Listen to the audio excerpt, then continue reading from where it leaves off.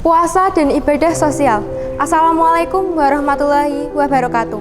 Bismillahirrahmanirrahim. Alhamdulillahi wa kafa wa salatu wassalamu ala rasulillahil mustafa wa ala alihi wa sahbihi ahli sidqi wa afai amma ba'du.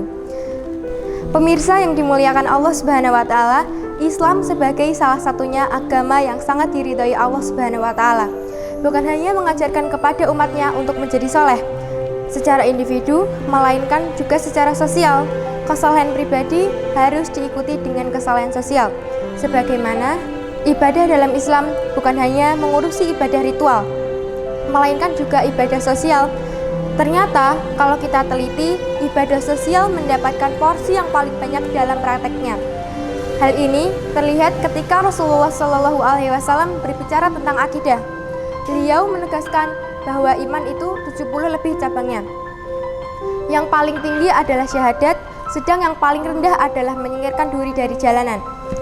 Hadis riwayat Ibnu Majah. Demikian pula ketika Allah memerintahkan ibadah kepadanya, perintah itu diikuti dengan berbagai kebaikan sosial dalam lingkup yang sangat luas. Allah berkalam, sembahlah Allah dan janganlah kamu mempersekutukannya dengan sesuatu apapun. Dan berbuat baiklah kepada dua orang ibu bapak, karib kerabat, anak-anak yatim, orang-orang miskin, tetangga yang dekat dan tetangga yang jauh, dan teman sejawat, ibnu sabil dan hamba sayamu. Sesungguhnya Allah tidak menyukai orang-orang yang sombong dan membangga-banggakan diri. Quran Surat An-Nisa ayat 36. Jamaah yang berbahagia, ibadah puasa sebagaimana dijelaskan oleh para ulama, selain bertujuan untuk membentuk kesalehan pribadi, puasa juga diharapkan mampu membentuk kesalehan sosial. Sebab dalam puasa, seseorang dididik untuk memiliki rasa kebersamaan, kesetiakawanan, perhatian terhadap kaum miskin dan orang lemah. Sisi kesolehan ini merupakan salah satu roh atau substansi dari pelaksanaan ibadah ritual. Oleh karena itu, ketika Rasulullah SAW memasuki bulan puasa, beliau juga meningkatkan berbagai ibadah sosial, seperti membantu orang yang lemah dan memberikan berbagai bantuan materi kepada fakir miskin.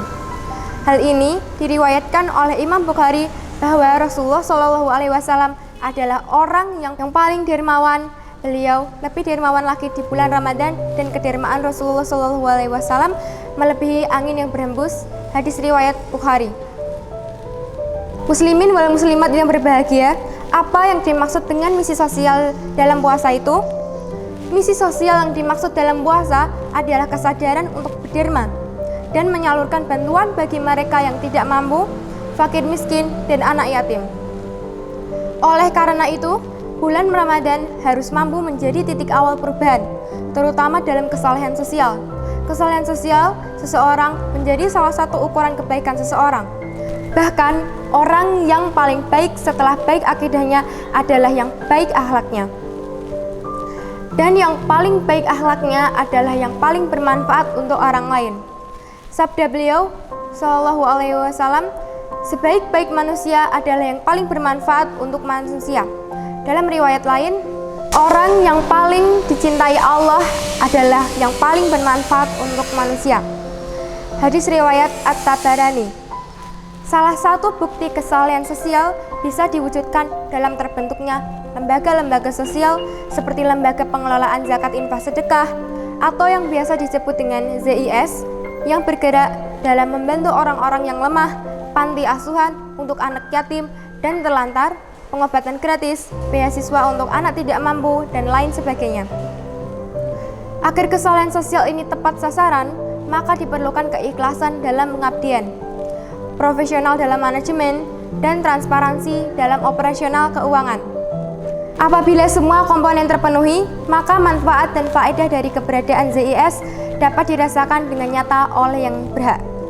Sehingga gerakan sosial ini mampu mengecilkan lingkaran sasaran, pendangkalan keimanan, dan pemurtadan.